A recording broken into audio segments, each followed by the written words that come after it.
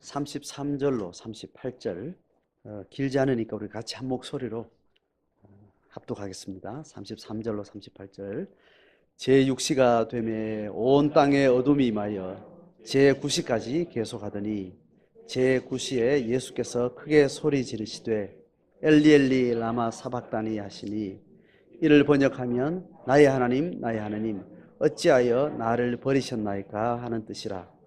곁에 섰던 자 중 어떤 이들이 듣고 이르되 보라 엘리야를 부른다 하고 달려가서 해면에 신 포도주를 적셔 갈대에 꿰어 마시게 하고 이르되 가만두라 엘리야가 와서 그를 내려주나 보자 하더라.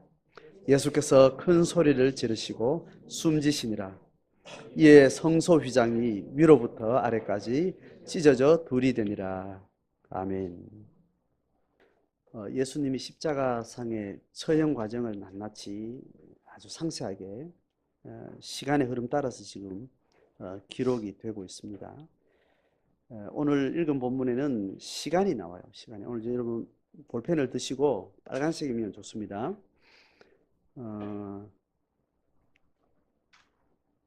시간이 나오는데 33절에 몇 시요? 6시. 34절에 9시.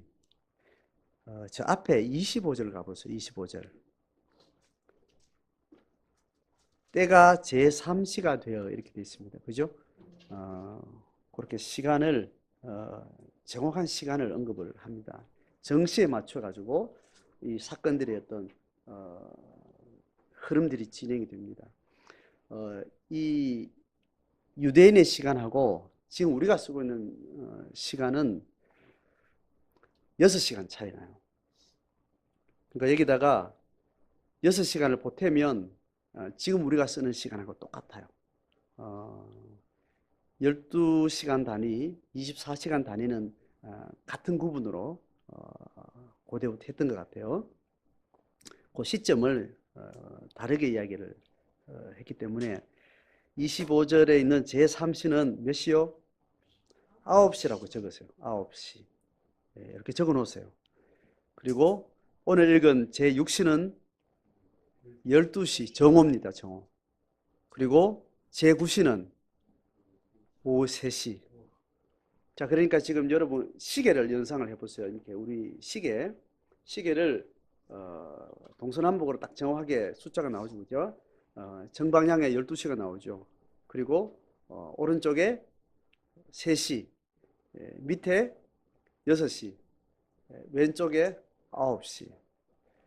자, 그러면 가장 십자가 처형의 시간적인 환경, 십자가 처형의 아주 핵심 시간은 9시부터 몇 시요? 3시까지요. 자, 그렇게 딱 연상을 하시면 됩니다. 예수님의 죽으신 그 시간적 상황을 시계 모형으로 정확하게 기억을 하시면 아주 쉽게 되어 있죠, 그죠? 아주 뭐 가장 어린 아이도 가장 쉽게 볼 수 있는 피자 한 판이 딱 떠올려집니다. 피자 한 판을 딱 9시부터 제가 9시에 뭐가 된 거예요? 십자가 형틀에 예수님의 빨갛게 벗겨진 몸으로 십자가 형틀에 딱 달린 게 9시라는 겁니다. 그러면 그 고통이, 그 충격의 고통이 아주 강렬해지겠죠, 그죠? 그래서 십자가에 달리시고 3시간이 지나고 정오가 되었을 때, 그 고통이 최악에 달했을 때, 떼약볕은 점점 뜨거워지고, 그 팔레스타인에 구름 끼지 않은 해가 있는 날이면 가장 뜨거울 때, 해가 비치기 시작하는 9시부터 가장 뜨거운 12시까지 고통의 최악의 상황에 왔을 때 12시가 돼서 오늘 어떻다고 이야기합니까? 온 땅에 어둠이 임하여 몇 시까지요? 제9시까지. 몇 시요? 우리로 3시까지. 그러니까 9시부터 3시까지를 딱 십자가 달려있는 상태예요. 그리고 12시부터 3시까지는 빗금을 이렇게 치시면 됩니다. 머릿속에 빗금을 치시면 하늘이 어둠에 이제 덮였다고 이야기를 하는 겁니다. 실제로 자연 현상에서 대낮에 그렇게 어두울 수 있는 것은 어떤 현상이죠? 일식, 뭐 그런 거를 알고 있습니다. 그게 일식인지 빽빽한 구름이 가득 찼는지, 여러분 여름에 한 번씩 몇 년 만에 한 번씩, 저는 어릴 때 경험이거든, 어른 돼서 한 번 경험했는데, 구름이 거의 두꺼운 구름이 전 하늘을 덮으면 저녁 때처럼 깜깜해져요. 그래서 소낙비가 막 엄청 내리치는 어떤 그런 자연을 보면 계기일식 때보다 더 어두운 어떤 현상을 가끔 이렇게 경험을 합니다. 뭐가 됐는지 우리는 알지 못하지만 하늘에 자연 현상에 기이한 3시간 동안의 어떤 그런 현상이 있었다고 이야기를 합니다. 자, 이것이 지금 6시에 낮 12시 정오에 일어나는 현상입니다. 자, 그렇게 하고 지나가요. 자, 그리고 나서 34절에 제9시 오후 3시에 예수님이 크게 소리를 지르시는 내용을 기록하는데, 원어로는 뭐라고 이야기하죠? 엘리 엘리 라마 사박타니. 엘리는요, 엘이 하나님이라는 말이에요. 엘은 일반 명사에서 하나님이라는 말, 신이라는 말입니다. 엘. 그래서 정식 히브리어로 하나님 이름이 엘로힘이에요. 힘. 힘이라고 하는 끝은 복수 명사음입니다. 그러니까 엘 그냥 하면 신이라는 말이고, 끝에 힘이 들어가면 복수 명사음이에요. 그러니까 히브리 언어 자체가 하나님이 복수로 불러지는 겁니다. 그러니까 우리가 당연히 성경에서 삼위 하나님을 그렇게 연상하면 되겠죠, 그죠? 그래서 보통 엘 샤다이 뭐 이렇게 해서 만군의 하나님, 무슨 하나님 이렇게 하면 별명이 다양하게 이제 구약에 나오거든요. 뭐 우물의 하나님, 뭐 승리 하나님, 예비하시 하나님 이렇게 할 때 엘 샤다이, 엘 뭐 이렇게 붙여가지고 하나님의 특정한 사역과 성품, 어떤 그런 것들을 그렇게 이제 이름을 하죠. 그래서 엘이란 말은 하나님과 관계된 이제 단어이기 때문에 이름에다가 하나님과 어떤 연관된 이름을 쓸 때 엘자가 붙은 이름이 이제 히브리에 많은 겁니다. 어떤 게 있습니까? 뭐 엘리야, 오늘 이야기하는 엘리야. 그 엘이 붙어서 명사 의미가 붙어가지고 어떤 이름을 이렇게 만들어서 엘이라는 말이 있는 거죠. 이스라엘 뭐 이렇게 이야기하면 그것도 하나님이 흩으셨다 뭐 이렇게 이제 이름이 되는 겁니다. 그래서 엘리 할 때 엘이라는 말은 나의라는 말입니다. 지금 히브리 공부를 간단하게 좀 해보는 겁니다. 우리가 늘 아는 이제 단어이기 때문에. 그래서 엘리 하면 나의 하나님, 나의 하나님. 엘루 하면 우리의 하나님. 임마누 할 때 누 있죠. 임마누 할 때 그 누가 우리라는 그 대명사입니다. 나라는 대명사는 나라는 말 1인칭 이야기할 때는 이라는 말을 쓰죠. 그러니까 임마누엘 할 때도 그 엘이 나오죠. 그죠? 그럼 임은 뭘까요? 임마누엘 할 때 임은 함께라는 거. 원사님 대단하죠. 함께라는 말. 함께. 아누 하면 우리와 함께 되죠. 엘은 하나님에 대해서 우리와 함께 하시는 하나님. 그래서 임마누엘 이렇게 돼요. 그런 몇 가지 단어들 우리가 상식적으로 이렇게 아시면. 엘리 하면 나의 하나님, 엘루 하면 우리의 하나님, 이렇게 되는 것처럼 나의 하나님, 나의 하나님. 람마 하면 이게 어찌하여 하란 부사 뭐 이런 거요. 감탄사 부사 이렇게. 사박타크, 샤파크 뭐 이렇게 하면 이게 이제 버리다 뭐 이런 말인데, 그 동사 의미가 붙어서 사팍타 니 하면 그 니라는 말은 이가 붙었죠, 그죠? 이것도 나라는 목적이 되는 거야. 나를 이렇게 이제 붙는 겁니다. 뭐 대충 이렇게 문법이 정교한 문법은 아닌데 고대 히브리어가 어떤 그런 이제 의미가 있습니다. 그러니까 엘리 할 때 이도 나라는 말이고 샤박타니 할 때도 이 자가 나라는 말이에요. 나를 버리셨다는 이렇게 이제 동사에다가 대명사 전미를 붙이면 목적어의 어떤 의미가 붙어서 이제 그렇게 동사가 연결되는 거죠. 그래서 나의 하나님, 어찌하여 나를 버리셨나이까 이렇게 이제 말씀을 너무 유명한 말이죠. 자, 오늘 읽은 본문을 제가 세 가지를 지금 주보에 제가 연결했습니다. 언급하는 겁니다. 신포도주를 먹인 거를 제가 좀 이렇게 오늘 보려고 하는 핵심 메시지에서 좀 이렇게 벗어나서 제가 완전히 뺐습니다. 자, 그렇게 하면서 엘리 엘리 라마 사박단이라는 큰 소리를 외친 것하고 37절에 또 큰 소리를 외친 것하고 같은 거라고 학자들은 이야기하는 사람도 있고 그렇지 않고 그냥 외마디 소리를 지른 비명을 지른 것 아닌가 이렇게도 해석해요. 그러니까 이제 엘리 엘리 라마 사박단이도 큰 소리 외친 거고 그리고 37절에 표현에 의하면 큰 소리를 지르시면서 바로 숨지셨다. 근데 이거를 그냥 비명 소리와 같은 것으로 해석학자들에 의해서 영화에 보면 예수님이 죽으시는 장면 어떤 영화 제가 기억이 안 나는데 그냥 큰 소리를 지르시고 이제 죽으시는 그 기억이 나요.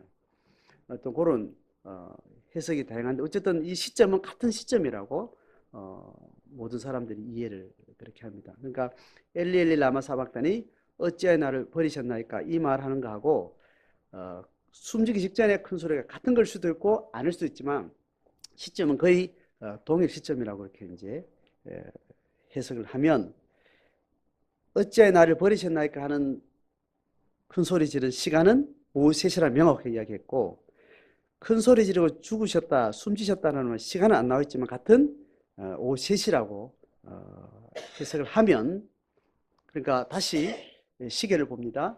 9시에 십자가에 이제 달리시면서 고통이 점점 극에 달해서 가장 극심한 고통이 끝이 왔을 때 12시부터 3시까지 하늘이 거의 깜깜한 어두운 자연현상의 3시간의 어떤 귀한 시간들을 지납니다. 그러면서 그 고통이 최악에 달했을 때 숨지기 바로 직전에 나를 버리신 하나님께 대한 주님의 소리 지르심이 있고 이제 숨지신 겁니다.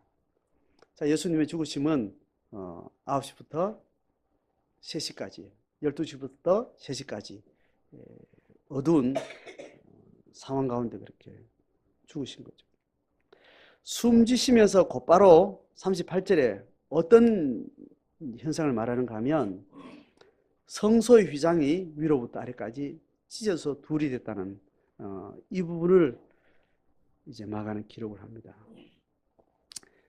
자, 36절까지는 처형 현장의 생생한 상황들을 정확한 시점과 시간과 내용까지 간략하지만 아주 명확하게 기록을 하면서 그 숨지시는 그 순간에 전혀 다른 장소, 예수님이 죽으시는 현장에 있었다면 누구도 볼 수 없었던, 그렇지만 누군가 성소에서는 그것을 봤고 예수님의 부활과 초대교회 공동체가 함께 예수님의 죽으심의 의미들을 고백하고 가르치고 이렇게 하는 중에 공동체는 예수님의 죽으심과 그 죽으시는 그 시점에 성소 휘장이 찢어진 그 누군가의 증언들을 통해서 이게 하나님이 계속해서 암시했던 예수님의 대속의 사역과 성소의 휘장 찢은 사건들을 이렇게 연결해서 그들의 고백으로 정리되어 있는 것을 이제 마가는 이제 기록을 하게 된 거죠. 자, 그래서 오늘 세 가지 포인트를 좀 같이 보기를 원합니다. 온 땅이 어둠에 임했다라는 것을 다양한 영성가들이나 성경학자들은 이렇게 이해합니다. 하나님이 아들을 버리시고 심판하시는 최절정의 시간에 그 영적 고통, 그 영적 고통의 부분으로 말할 수 있지만 사실은 하나님의 공의가 실행되는 시간입니다. 그리고 공의의 실행은 곧바로 뭐의 실행입니까? 동전 반대쪽에 그리스도를 주로 믿어서 심판을 면하고 하나님의 구속의 백성으로 받아들여질 우리를 향한 하나님의 사랑으로서 그렇게 확인돼요. 그러니까 공의와 사랑은 동전의 양면으로 그렇게 이야기되는 그 시점에 버릴 수밖에 없었던 하나님의 심정, 아들을 향한 심정. 아들의 고통은 그 누구의 고통요? 하나님의 고통으로 이해되고 또 다른 영적인 측면으로 하나님의 진노가 부어지는 그 진노는 또 우리를 향한 사랑의 절정의 시공간으로 우리가 설명하고 이해할 수 있습니다. 그런데 오늘 이거를 여러 가지 지금 제가 한 서너 가지를 이야기했죠, 그죠? 사랑과 공의, 고통당하는 아버지와 아들의 신적 존재 방식이 파괴되는 이제 그런 현상, 그 모든 것들을 이 안에 담아서 우리가 말할 수 있고 다 성경적 근거가 있는 거지만 온 땅에 어둠이 임하고 깜깜한 이 자연현상을 말한 구약의 선지서를 보면 명확하게 이 시점을 말하고 있어요. 본문을 좀 찾아봐야 되는데 아모스서, 선지서 아모스서 한번 찾아봅니다. 아모스 8장 1283쪽입니다. 1283쪽. 구약 성경 저 끝에 있습니다. 아모스서는 북왕국이 가장 강성하고 경제적으로 풍성했을 때 영적으로는 가장 많이 타락했겠죠. 경제력이 아주 최상으로 올라와 있는 그 시대에 물질적 부패 또 영적 부패들을 이제 고발하고 예언한 사역자가 아모스입니다. 그러니까 공의에 대한 심판을 이야기하는 선지자죠. 특별히 부강한 시대였기 때문에 경제적 착취, 가진 자와 가지지 못한 자들의 양극화 현상, 또 권력과 또 돈의 권세를 가진 자들이 약한 자들을 팔취하는 이런 경제 상황들에 대해서 시장과 인권에 대한 이야기들을 아주 자세하게 다루는 게 아모스 내용입니다. 8장 4절에 보면 가난한 자를 삼키며 땅에 힘없는 자를 망하게 하는 자들아 이 말을 들으라 이렇게 해서 이제 이 저주를 하나님의 저주를 이야기해요. 그렇게 하고 9절을 봅니다. 같이 읽습니다. 시작. 주 여호와의 말씀이니라 그날에 내가 해를 대낮에 지게 하여 백주의 땅을 캄캄하게 하며 자 예수님의 죽으실 때 나타난 현상하고 가장 묘사 자체도 그렇고 언어적 표현도 가장 유사한 구약의 묘사가 있는데 이것도 영적으로 아주 중요한 포인트에서 이걸 설명을 해요.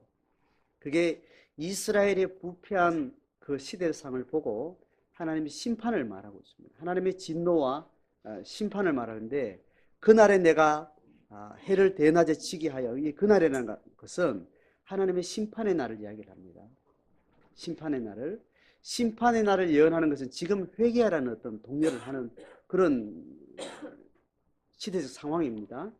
그래서 내가 이 심판의 자연현상을 그렇게 이야기를 하고 기근을 땅에 보내고 양식과 물이 없어질 것이다. 뭐 이런 이제 역사적 실제 상황에 대한 심판의 어떤 묘사도 하고 있습니다.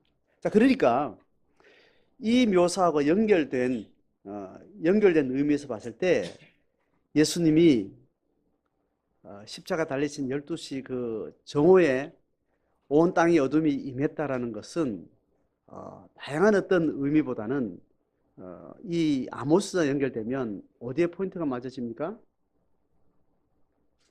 심판의 포인트 맞춰진 거죠. 심판이 예수님의 십자가의 고통의 절정 시간에 하나님의 심판의 때에 어떤 일이 있을 것이라는 그 자연 현상하고 동일시해서 하나님이 어떤 강조하고자 하는 의미를 표현을 한 거죠. 그러면 그 아모스서가 죄인된 인간들이 하나님 앞에 최후 심판을 받게 될 것이다 할 때 그 심판으로부터 그 심판의 저주를 면하게 되는 사람은 어떤 사람이에요?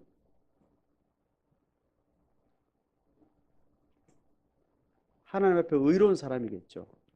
그 의로운 사람은 하나님의 심판대에서 의의 부활, 또 악한 자들은 심판의 부활을 성경은 예언을 하죠. 그러니까 지금 하나님 앞에 의롭다 함을 입을 모든 하나님의 백성들 대신에 예수님이 온몸에 하나님의 저주의 심판을 받으시는 상황이 십자가의 상황이 되는 거죠. 그래서 온 땅에 어둠이 임했다라는 것은 성경과 구약과 신약을 연결했을 때는 하나님의 저주의 심판의 어떤 의미를 지금 표현하는 것이 이 온 땅에 어둠이 임했다라는 현상과 연결되는 해석이 되겠죠. 자, 그렇게 해서 하나님이 이런 자연 현상을 통해서 보여주는 어떤 의미가 우리 가운데 이제 깨달아집니다. 자, 그리고 나서 같은 이제 반응을 이제 예수님 쪽에서 하는 것이 어찌하여 나를 버리셨나이까? 자, 어찌하여 나를 버리셨나이까? 이 본문은 예수님이 지금 십자가 고난 당하는 상황 가운데 지난주 본문에서 옷을 나눠 갖는 그 상황을 묘사를 합니다. 자, 이러면 예수님의 죽으심에 대해서 예언한 성경의 여러 가지 이야기 중에 이 고난의 직접적인 가장 십자가 처형 시점에 초대교회가 계속 연결하고 있는 구약의 내용은 다윗의 자기 고난의 여정에 하나님 앞에 기도했던 시편 22편의 이야기과 계속 같은 선상에서 연결을 해요. 자, 그렇게 해서 어찌하여 나를 버리셨나이까 이 고백도 시편 22편 1절에서 이 고백과 함께 다윗이 쓰는 시작이 됩니다. 시편 22편을 한번 봅니다. 구약 817쪽 시편 22편 1절 같이 읽습니다. 시작. 내 하나님이여 내 하나님이여 어찌 나를 버리셨나이까? 어찌 나를 멀리하여 돕지 아니하시오며 내 신음소리를 듣지 아니하시나이까? 이렇게 해서 내가 어려움 당하고 있는 그 고통을 하나님과 관계에서 하나님 나를 버리신 것으로 그렇게 그 고통의 자기 느낌을 자기 경험을 그렇게 이제 토로하면서 기도가 시작됩니다. 그렇게 해서 6절에 보면 사람의 비방거리요 백성의 조롱거리다. 이게 예수님의 고난 당할 때 십자가에 생 당하기 전에 조롱당하고 희롱당하는 어떤 그 내용과 또 연결되죠. 그 다음에 18절 같이 봅니다. 시작. 내 겉옷을 나누며 속옷을 제비 뽑나이다. 예수님 십자가 달리실 때 옷을 벗겨서 그 옷을 처형하는 군인들이 이제 제비 뽑아 나눠 갖는 그것과 연결되는 거죠. 자, 이렇게 해서 지금 시편 22편은 나를 버리신 하나님, 그리고 내가 사람의 조롱을 받는 모습, 그리고 나를 빨가벗기고 나를 죽이고 나서 내 옷을 가져갈 것 같은 그 사람들의 나를 향한 공격에 대한 상상력을 가진 표현들을 이렇게 하게 됩니다. 자, 다윗의 시편이 그렇게 고난과 고통을 낱낱이 심성적인 것, 또 연상으로 이야기할 수 있는 모든 것들로 이제 표현을 하고 나서 22편 뒤쪽에 보면 결국 뭐가 나오는가 하면 21절까지 이렇게 이야기를 다 하고 나서 여기서 구원하달라고 이야기를 하고 나서 22절을 같이 읽어봅니다. 시작. 내가 주의 이름을 형제에게 선포하고 회중 가운데서 주를 찬송하리라. 이렇게. 그러니까 22절부터는 다윗의 찬송이에요. 찬송. 이해되죠? 그리고 18절까지 제비 뽑는다는 그 상황까지 실제 상황의 고통의 극악한 상황인데 현상들을 다 이야기하고 나서 19, 20, 21절은 하나님 나를 건져달라고 도와달라고 구해달라고 구원하시오 이야기를 하고 나서는 22절에 바로 찬송이 시작돼서 뒤에 가서 31절까지 그의 공의를 태어날 백성에게 전하며 주께서 이를 행하셨습니다 하고 구원의 하나님을 노래를 해요. 그러니까 지금 예수님이 어찌하여 나를 버리셨나이까라는 이게 절망으로 끝나는 게 아니고 나중에 뭐가 되는 거예요? 십자가의 은혜를 입은 자들의 찬양의 삶으로 귀결되는 겁니다. 예수님의 죽으심은 우리에게는 찬양의 삶으로 열매가 맺어지는 거예요. 영적 원리가 대속의 원리에 따라 우리가 구원 얻고 하나님의 자녀 됐고 뭐 이런 이야기도 할 수 있지만 교회를 통해서 제자의 삶을 통해서 하나님 우리의 삶을 통해서 증언되기를 원하는 것은 어떤 상황이든지 최악의 상황, 지금 다윗은 최악의 상황을 놓고 바로 기도가 끝나기도 전에 찬양의 노래를 하는 거죠. 그러니까 예수 그리스도의 십자가를 따르는 성도의 일상의 영성은 찬양과 축제예요. 찬양과 축제의 샌드위치 안에 안고는 여전히 고통이 있죠. 여전히 나는 조롱받고 있고 여전히 내가 눈 깜짝할 사이에 저 인간들이 내 옷을 다 뺏어가지고 내 옷 다 가져갈 거다. 트럭 하나까지 다 내 거 빼앗아 갈 것이다. 이 상상력이 내 삶을 지배하는 현실은 그대로 있지만 그런 우리의 삶이라는 샌드위치는 축제와 찬양으로 이어진다는 거죠. 예수님의 이 외마디, 이 부르짖음은 우리의 찬양의 삶과 축제의 삶을 목적하고 있다는 거예요. 우리가 그 십자가에 하나님의 의도를 우리 마음 가운데 깨닫고 내가 고백하고 내가 그걸 받아들였다면 결국 우리는 고난은 주님이 받으시고 기쁨은 우리의 것이 되는 거죠. 예수님이 십자가 지신 목적은 기뻐하는 자유로운 찬양의 삶을 사는 신부를 맞이하기 위한 신랑의 자기 헌신이라는 거예요. 다윗은 삶 전체가 완전히 홍당무가 속이는 것이나 빨간 것처럼 삶 자체라는 것은 다 이런 하나님으로부터 버림받음, 사람으로부터 비방과 조롱을 당하는 것. 그리고 항상 뇌리에는 빨가벗겨져서 내던져질 자기 시체를 상상하면서 그 삶을 늘 안고 살아야 되는 상황이에요. 그럼에도 불구하고 그의 입술은 현재뿐 아니라 미래에 하나님의 백성들이 25절에 이렇게 말해요. 큰 회중 가운데 나의 찬송은 주께로부터 온 것이니 주를 경외하는 자 앞에서 나의 서원을 갚겠다. 많은 대중들 앞에서 내 이 찬양을 내가 말하고 찬양한 대로 내가 살겠다는 거예요. 오늘 우리 제자의 삶이라는 것은 교회에 속한 하나님의 백성들의 모임이라는 것은 축제와 찬양의 삶을 확인하기 위해서 모이고 그것을 또 실행하기 위해서 흩어지는 거예요. 시편 22편으로 이 주님의 외마디 말씀을 길게 통으로 이렇게 보면 이 의미가 우리에게 그렇게 다가온다는 거죠. 자, 그렇게 숨지시는 주님이 이제 마가의 기록에 의해서 성소 휘장이 이제 찢어져 갈라진 이 그림은 히브리서에서 명확하게 히브리 기자가 이걸 이야기합니다. 히브리서 10장을 같이 한번 보겠는데 히브리서는 저자가 조금 애매합니다. 명확지 않아요. 누군지. 그런데 수신자는 누군지 너무 분명합니다. 누굴까요? 제목이 히브리서입니다. 저자가 누굴까요?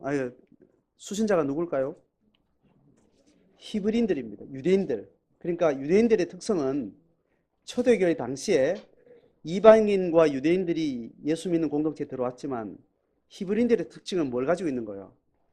구약의 전통 가운데 복음을 받아들인 사람입니다. 그러니까 히브리인들을 향해서 예수 그리스도의 복음을 증언한 사람은 뭘 가지고 설득하는가 하면 구약 성경 전체에 흘러가는 모든 영적 중요한 사안들을 가지고 낱낱이 예수 그리스도의 복음을 설명하는 가운데 있는데, 그 중에 성소의 어떤 이미지를 가지고 예수 그리스도의 십자가 죽으심과 연결해서 설명하는 것이 히브리서 10장쯤에 오면 그 이야기를 해요. 자, 중보에 대한 이야기를 10장에 쭉 이야기를 하다가 19절에 가면 이제 예수 그리스도의 십자가의 중보 사역이 성전에서 일어났던 모든 대속 제물들과 연결해서, 혹은 대속 제물을 포함한 대제사장들의 사역, 그게 다 포함해서 예수의 중보 사역을 연결합니다. 자, 그렇게 하면서 19절부터 22절까지 이제 이것을 이제 결론적으로 이야기를 해요. 성소의 휘장과 관계된 이야기를 합니다. 같이 읽습니다. 19절로 22절 시작. 그러므로 형제들아, 우리가 예수의 피를 힘입어 성소에 들어갈 담력을 얻었나니 그 길은 우리를 위하여 휘장 가운데로 열어놓으신 새로운 산 길이요, 휘장은 곧 그의 육체니라. 또 하나님의 집 다스리는 큰 제사장이 계심에 우리가 마음의 뿌림을 받아 악한 양심으로부터 벗어나고 몸은 맑은 물로 씻음을 받았으니 참마음과 온전한 믿음으로 하나님께 나아가자. 예수의 피를 힘입어서 성소에 들어갈 담력을 얻었다 그랬습니다. 자, 지금 이 성소는, 이스라엘의 성막은요, 성전도 그렇고 성막도 그렇고, 성막은 천막으로 된 텐트로 만든 성전이죠. 솔로몬 때 이제 돌로 건물을 지었는데 같은 이제 원리를 따라 지었죠, 그죠? 딱 A4 용지 같은 비율로 지어졌어요. A4 용지 같은 비율로. 지금 우리 집 이 건물이 이렇다고 제가 늘 이제 성전을 제가 설명을 드리죠, 그죠? 딱 저기 뒤에 문이 딱 가로 놓여 가지고 입구가 여기예요. 입구에 들어오면 입구 밖에는 성전 뜰이 되겠죠, 그죠? 성전 뜰에는 뭐가 있죠? 여기서 바로 나가면 바로 들어오기 전에 물두멍이 있습니다. 손 씻고 이렇게 정결 예식하고 이렇게 들어오게 되죠. 그 앞에는 또 뭐 있죠? 번제단이 있습니다. 제물을 번제단을 통과해서 물두멍에 손을 씻고 이제 들어오게 되죠. 들어오면 왼쪽에 등잔대, 촛대가 있고, 오른쪽에 떡상이 있어요. 떡상 12개, 12지파를 상징하는 떡상. 그리고 저 문 있죠. 저 문이 처음부터 전체가 다 휘장으로 이렇게 다 가려져 있는 거죠. 휘장 앞에 향단이 있으면 연기가 이제 올라, 기도를 상징하는 거예요. 그러면 저 문 나가면 우리가 주방 쪽이죠. 저 나가면 저희가 지성소입니다. 지성소의 가운데 법궤가 이렇게 있습니다. 법궤 뚜껑 위에 천사가 이렇게, 두 천사가 날개를 쭉 이렇게 펴고 이렇게, 그런 그림들을 보셨죠, 그죠? 그 뚜껑 위에 천사가 딱 올려진 이걸 가지고 시은좌라 그럽니다. 베풀 시자, 은혜의 은자, 앉을 좌자. 하나님이 우리에게 은혜를 베푸시고 죄인인 인간을 만나러 이렇게 앉으시는 자리. 그러니까 하나님의 임재는 성전 지성소에 있는 법궤 위에 시은좌에 임재하는 자리가 됩니다. 그래서 그 지성소에서 성소에 들은 하나님의 백성들을 만나 주시는 거예요. 만나는 조건은 뭡니까? 여기 들어올 수 있는 조건은 뭡니까? 번제단이 없으면 여기 들어올 수 없는 거죠. 번제단이 있기 때문에 하나님 얼굴을 대면할 수 있는 겁니다. 이 성소 안에, 여기를 성소라고 그렇지, 안을 더 깊은 지성소라고 이야기합니다. 성소는 늘 이 등잔대와 떡상을 계속 관리하는 제사장들이 들어와서 이제 사역들을 하는 곳이죠. 그런데 지성소는, 하나님의 시운자는 상징적으로 있어요. 그래서 1년에 한 번만 들어갈 수 있습니다. 대제사장이 대속죄일에 짐승의 피를 가서 보좌 위에다, 시은자 위에다 뿌립니다. 뿌리면서 하나님이 임재하는 장소에 피를 근거로 하나님이 이게 임재하시고 보좌에 앉으시면 그 앉으신 주님을 우리가 번제의 제물을 믿음으로 드리는 백성들이 와서 만난다는 거예요. 그러니까 1년에 한 번 들어가는데 대제사장은 이제 긴 드레스 같은 복장이죠. 끝에 방울을 달고 들어가서 피를 뿌리고 이제 일하는데 밖에서 계속 이제 제사장들이 듣는 거죠. 방울 소리가 계속 들리면 그래서 살아있는 거고 뭔가 정결의 의식에서 위배되는 상황이 생기면 그 자리에 죽는다는 거죠. 그럼 들어갈 때 밧줄을 허리에 묶고 이제 들어가요. 방울 소리가 들리지 않으면 에코 죽었다. 그러면 또 들어가면 또 죽어요. 그러니까 밧줄을 이렇게 시체를 당기는 이제 그런 식으로 시은 자의 하나님의 보호자라는 그 어떤 의미라는 것은 죄인인 인간이 도저히 마주할 수 없는 하나님이라는 전제를 가지고 있고 이 보혈의 피 흘림의 대속의 은총을 전제로만 갈 수 있는 거죠. 그 신앙과 믿음의 원리를 어기면 즉사하는 일들이 왕왕 있었습니다. 자, 그렇게 해서 그 휘장이라는 것은 인간이 하나님을 도저히 만날 수 없고 하나님을 대면할 수 없고 직면할 수 없는 하나님과 인간 사이에 있는 큰 죄의 수렁으로 말하기도 하고 죄의 담이라고도 말하는 겁니다.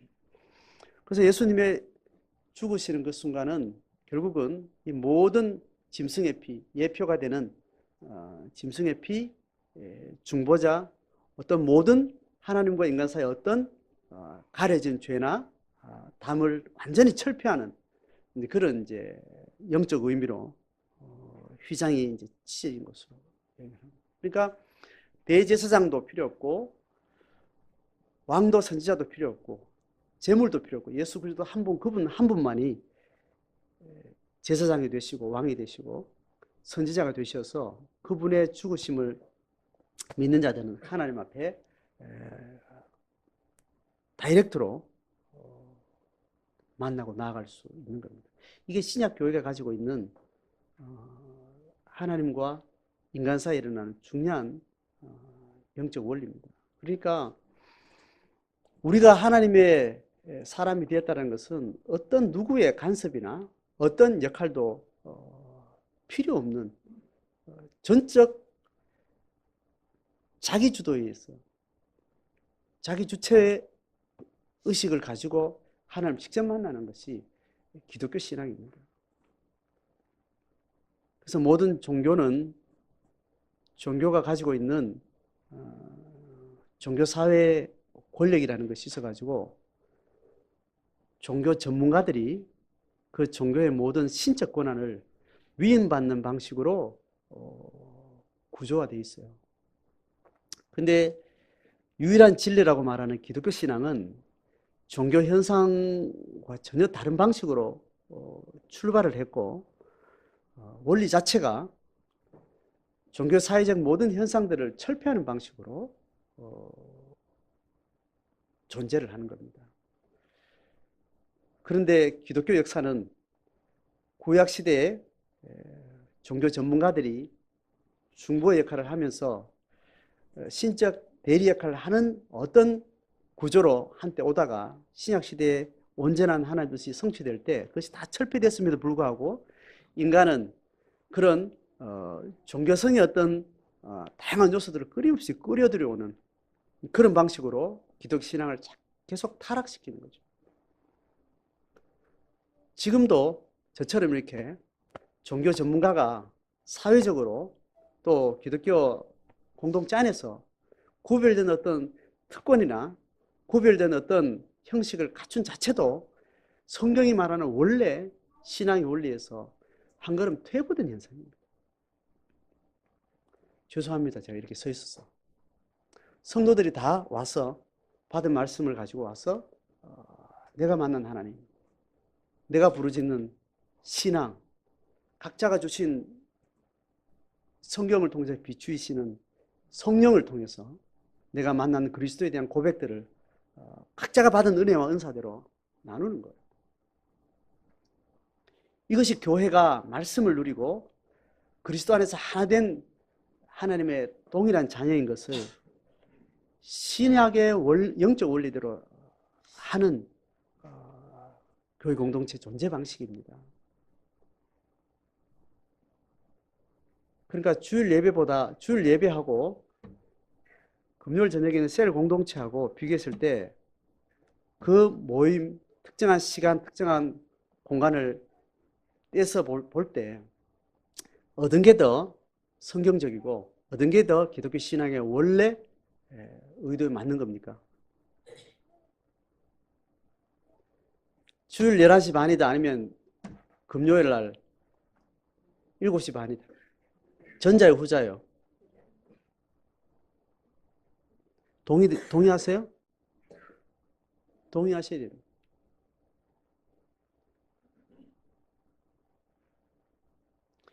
성소 휘장 위로부터 아래까지 찢어져 둘이 되었다는 것. 그리고 그 길은 우리를 위하여 휘장 가운데에 열어놓으신 새로운 산길이요. 휘장은 우리를 쓰고 계신 주님의 육체다. 주님은 그렇게 영적인 본연의 시대를 여셨는데 오늘날 기독교는 그렇게 많은 세속적인 영향 때문에 종교화된 어떤 그런 틀을 계속 가지고 있습니다. 500년 전에 개신교가 새로운 영적 부흥 시대를 열어서 초대교의 원래 구약 성경의 방식으로 구교가 캐톨릭이 구약 시대보다 더 엄청난 퇴보된 신앙의 형태를 가지고 있는 그 한계의 그 썩어 문드러지는 역사를 견디다 못해서 새롭게 부흥운동이 일어난 게 종교개혁 운동이에요. 500년 전에.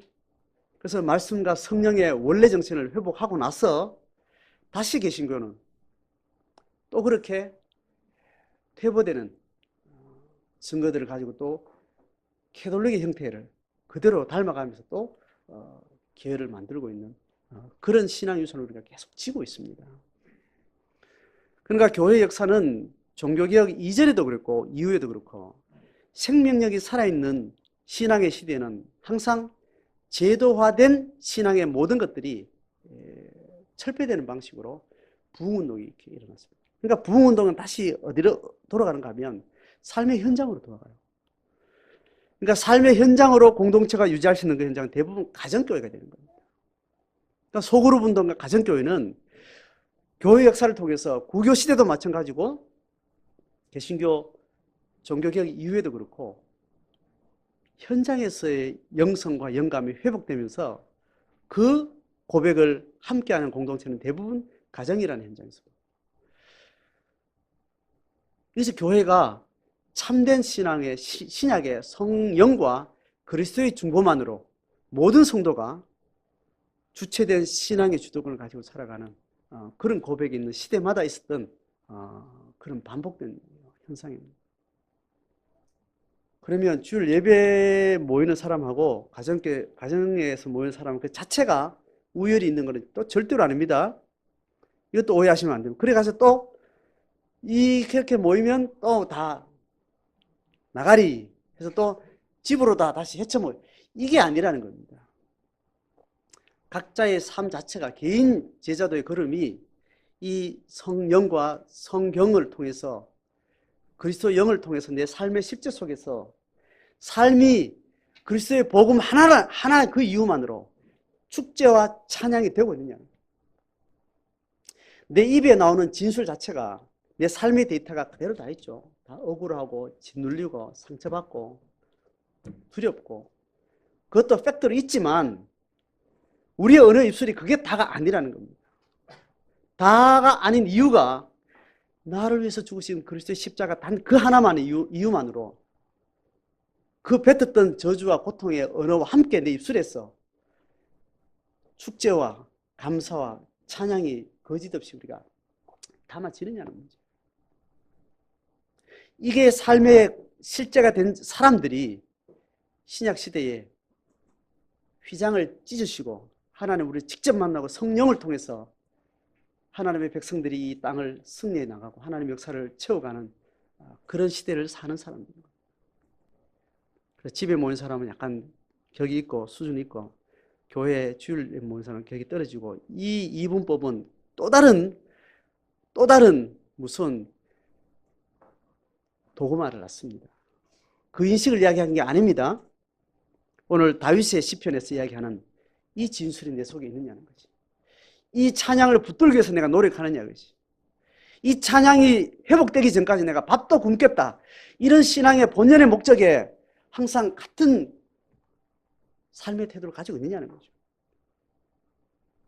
주기가 일주일이 돼도 좋고 한 달이 되고 6개월이 돼도 1년도 돼도 좋지만 적어도 내 삶 속에서 살아가는 삶의 현상은 다 저주거리고 그 기쁨도 세상에 기반한 것밖에 없지만 내가 주님 그분 때문에 내 입술에 찬양과 감사의 축제로 내 삶을 내가 고백할 수 있느냐는 것에 대해서 회복의 과정들이 필요합니다.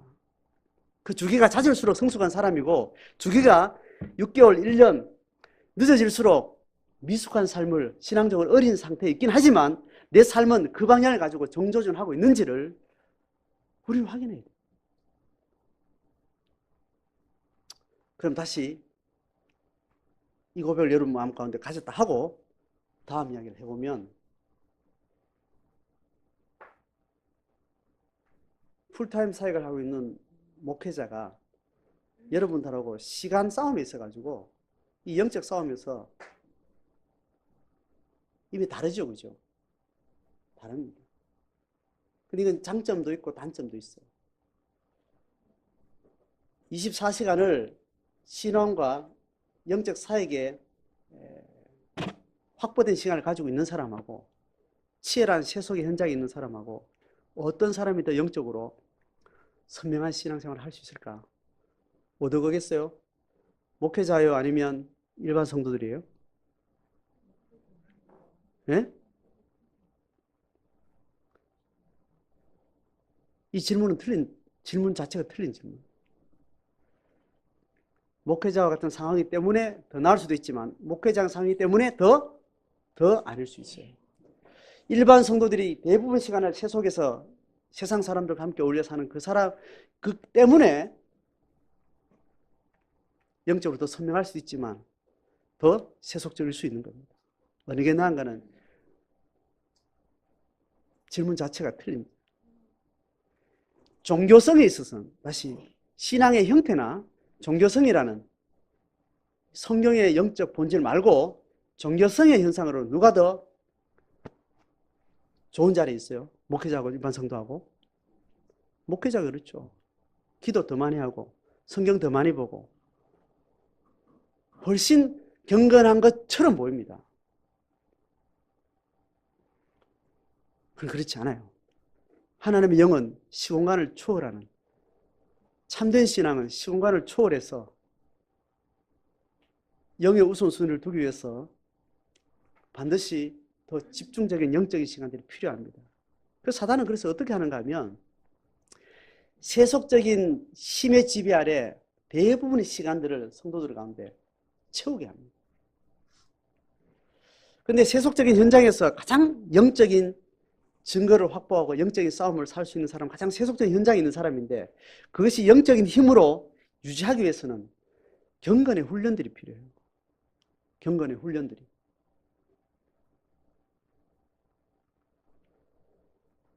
경건의 훈련들을 시간과 공간을 확보해서 경건의 훈련들을 행하지 않으면 누가 더 유리할까요? 목사가 더 유리하죠. 목사가. 그러면 목사는 경건의 훈련을 많이 할 필요가 있을까요? 없을까요? 성도들에 비해서. 예?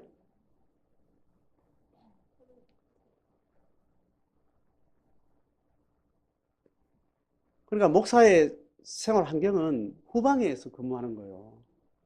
전쟁하면 전방의 특수부대, 공수부대 사람들 다 누구라고요? 성도들이라니까. 가장 중요한 일도 공수부대들이 가장 중요한 전과를 올리잖아요. 그럼 훈련은 더 누가 필요한 거예요? 예? 성도들 훈련 필요한 거예요. 목사는 훈련은 뭐 때문에 훈련할까요? 자기를 위해서 훈련할까요? 필요가 있을까요? 특별히 훈련 안 해도 돼요. 늘 기도할 수 있고 늘 말씀 보니까 특별히 훈련 필요 없어요. 시간이 확보되어 있으니까. 목사 훈련은 누구를 위해서 훈련하는 거예요? 훈련받아야 될 성도들을 위해서 훈련하는 거예요. 교관인 거지.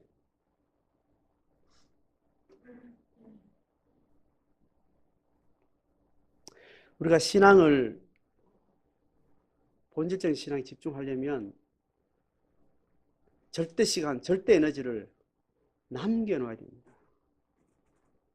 성경에서 말하는 10분의 1은 남겨놔야 내가 10분의 9를 내가 장악해 나갈 수 있습니다.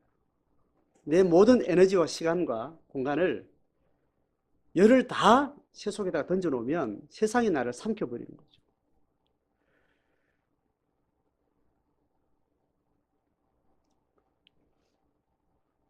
성도가 신앙의 본질을 향해서 가고 있을 때 레저와 휴식과 안식의 시간들은 세속적 방식으로 하지 않는 게 정상적인 형태로 나와요.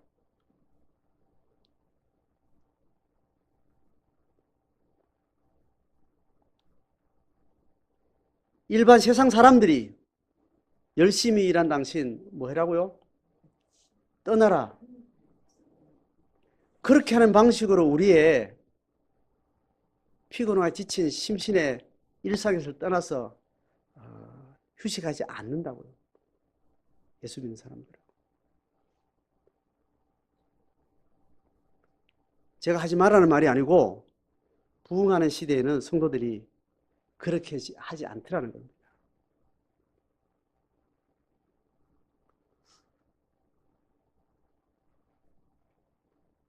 여행자 가지 말라는 말이 아니고 여행 간 사람은 또 이렇게 쓰레기들이고 또 뭐 금식 기도원 가고 뭐 이렇게 한 사람도 괜찮아요. 이렇게 구분하는 건 아닙니다. 절대적으로. 그러나 개연성이 있는 이야기를 제가 하는 겁니다. 그건 각자의 걸음대로 하는 거죠.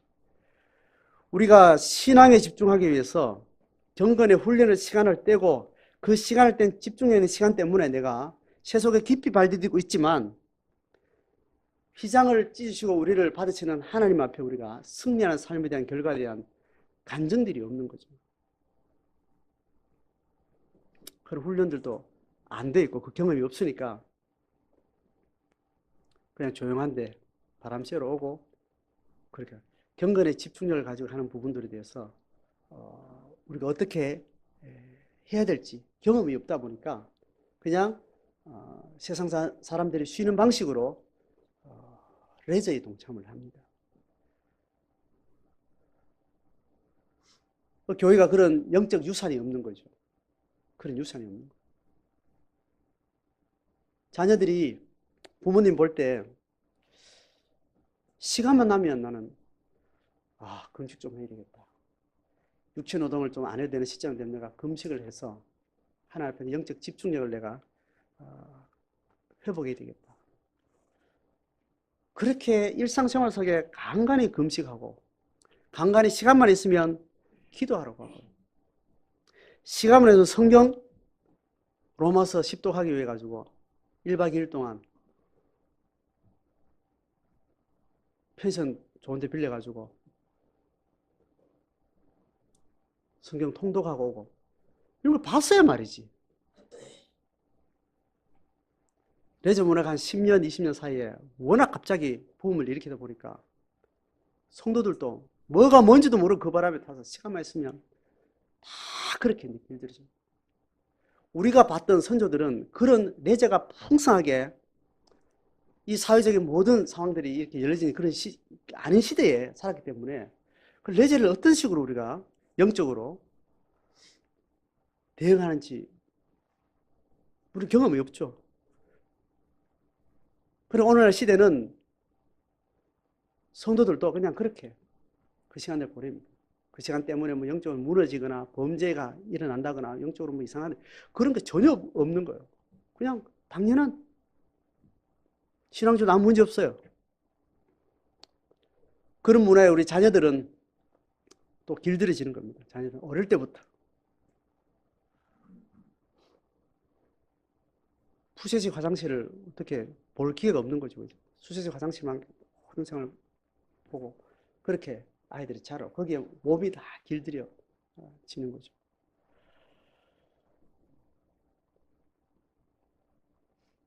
자, 두 가지 제가 좀 중요한 이야기를 했습니다. 어, 성경의 정신은 성경의 정신은 어, 영적인 힘이 영적인 힘이 버림받은 자의 삶을 일생을 삶에도 불구하고 그 찬양은 그 입술에서 떠나지 않고 그걸 무리 앞에서 그것을 선포하고 증언하고 이게 성경이 우리에게 주신 축복이면서 또 권리가 되는 거예요. 개인의 제자의 걸음을 통해서 또 교회 공동체가 어떻게 우리가 시간을 쓰고 어떻게 하나님 앞에 부름받은 성도의 삶을 살아가느냐 할 때 우리의 삶의 다양한 문화적인 방식들이 우리 가운데 축적되고 그것이 좀 더 예리하고 더 선명해져서 어떤 시간 공간을 지배하는 우리의 일상 속에서 어떤 신앙의 문화들을 만들어가는 것 너무 중요한 시대입니다. 그래서 지금은 다수보다 소수의 급진적인 신앙의 부흥들이 요구되는 시대예요. 그와 격을 같이 해서 이단들이 득세하는데 이단들은 아주 특이하게 공동체에 집중하고 종교성에 집중하는 그 안에 찬양과 기쁨이 있는 그런 신앙 본래의 현상들을 가지게 되면서 신앙을 가졌다고 하는데 영적인 어떤 체험이 전혀 없는 무기력한 교회에 영적 갈망하는 사람들이 결국 어디로 찾아드는가 하면 이단들을 찾습니다. 교회 안에 들어와도 신앙의 이름을 구시되 보혈의 그 이름만으로 독특하게 우리가 공유되는 삶의 증언들이 없기 때문에 레저나 일반 사람들이 느끼고 경험할 수 있는 그런 데이터 외에는 우리 안에 어떤 즐거움이나 기쁨이란 고백이 전혀 없기 때문에 내가 만난 그리스도는 분명한데 이 그리스도의 이 고백의 성분을 가진 일상의 고백이 없고 그런 문화가 없는 것에 답답하면서 결국은 그렇게 이단들에 현혹되는 그런 일들이 생기는 거예요. 그래서 타락한 교회 시대는 대다수가 타락의 흐름을 따라서 큰 물결을 이어가는데 소수는 급진적인 영적인 생명을 가지고 반대로 거슬러 올라가는 이런 역사들이 있습니다. 그래서 부흥시대가 초기에 부흥시대에 일어날 때는 많은 다수를 따라가는 성도들이 탈당하는 현상들이 일어납니다. 파문이 일어나고요. 교회를 떠나는 그리고 교단에서 제명되는 이런 일들이 굉장히 많아져요. 그래서 이단화되어지는데 실제 이단도 있지만 경건의 본질을 향해서 가는 사람들 때문에 이단으로 다수에 있어 정치적 핍박을 받는 사람들이 그런 소수 무리들이 많아요. 10년 전에 다락방이라는 한국교회 굉장히 무리를 일으킨 이단이 있었는데 그 이단은 너무 열렬하다 보니까 성도들이 다 그쪽으로 막 가니까 교회에는 문제가 있다 해가지고 신학 작업을 해가지고 그 공동체를 이단으로 찍은 거예요. 근데 이단 요소가 있는 게 아니었어요. 너무 열심히 신학생활을 하니까 영적으로 갈망이 있는 사람들은 다 그리 막 가는 거예요. 중직들이 신학생들이 막 하고 하니까 교단에서 이래 나왔다고 우리 어지러지게 돼서 정치적 이유에서 이단 시비를 가지고 이단 판결을 내렸죠. 그 얼마 있다가 그 사람들이 다시 우리는 물이 안 일을 테니까 우리 받아주시니까 이단 해지하고 또 받아들였어요. 10년도 되기 전에 그런 우스운 짓을 합니다. 우리가 지금 그런 신앙의 지금 흐름 가운데 와 있다고요. 저 사람들 신앙생활 이상하게 한다. 이게 영적으로 바른 증거가 되는 거예요. 어떤 일반 교회 다니는 사람도 저 사람 신앙생활 무난하게 하나 이렇게 한 사람은 비정상일 수 있는 거예요. 성경의 원진리에 따라서는. 그래서 제가 오늘 이야기를 하는 겁니다. 주일 예배보다 가정에서 내 일상에 주님과 함께하는 신앙을 갈망하면서 모이는 그 다른 지체들의 영적 고백을 듣고 싶어하고 그 고백을 들어야만 나도 믿음으로 살게 힘이 나겠기에. 목사가 말하는 거 다 좋은데 누가 그래 사는 사람이 있으면 나도 살겠다. 목사님은 내하고 삶이 다르니까 힘이 전혀 안 되는 거예요. 정말 목사님이 가르치는 말씀대로 살고 있는 사람 좀 보고 싶다. 이게 답답해서 성도들을 만나기 원하고, 그걸 만나는 보면 반갑고, 그래서 그 말 한마디 듣고 나도 그렇게 담대하게 살아내고, 이게 휘장을 찢은 하나님이 부르신 백성들의 다윗과 같이 사는 사람의 신앙인 거죠. 오늘 예수님의 십자가의 죽음을 우리가 가까이 보면서 우리 신앙을 근원적으로 다시 보고, 원 첫사랑의 자리에서 첫 출발에 다시 돌아가서 우리를 다시 조명하고, 또 새롭게 신앙의 갈망을 가지고 회복되는 그 영적 싸움을 살 수 있기를 바랍니다.